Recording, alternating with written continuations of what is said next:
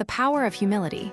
Staying grounded in a self-focused world, humility isn't weakness, it's strength. In a culture often obsessed with self-promotion and constant achievement, genuine humility, the ability to stay grounded, own limitations, and connect authentically is more crucial than ever. It's not about shrinking yourself, but about relating to others without ego dominating the interaction. Why this matters?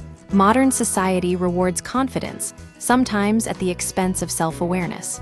This creates environments where genuine connection suffers and defensiveness becomes the norm.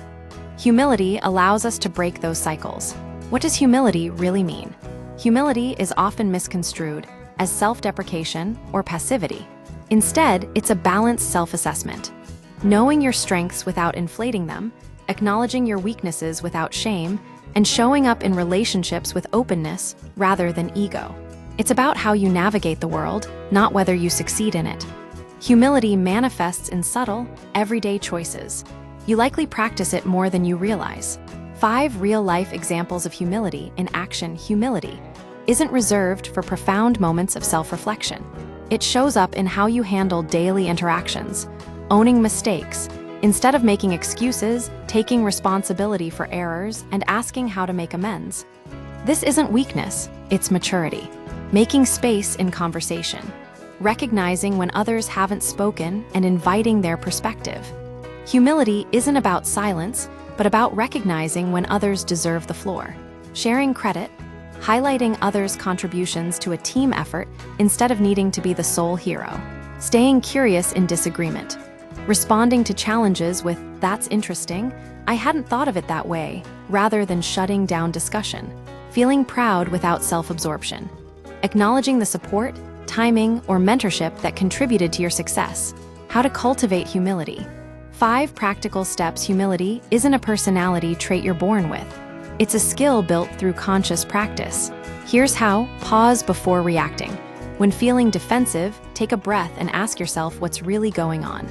Is your ego driving the response? Instead of defending, consider understanding. Ask more than you tell. Get curious in conversations, especially emotional ones. Invite others' experiences instead of dominating with your own.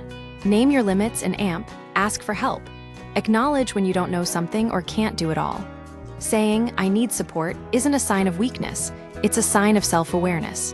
Share credit and name influences. Acknowledge those who helped you succeed. Mentors, teams, and circumstance all play a role. Let go of the last word. Not every conversation needs a winner. Sometimes the most grounded response is simply, "I see your point," and leaving it at that.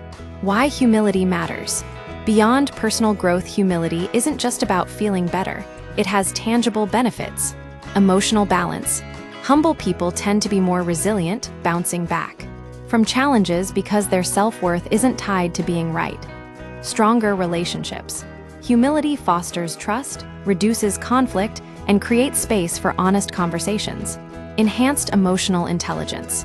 It improves self-awareness, empathy, and the ability to manage reactions. The takeaway, in a world that often prioritizes ego, humility is a radical act. It's about showing up as a whole person, flaws and all, and connecting with others authentically. It's not about shrinking yourself, but about expanding your capacity for growth and understanding.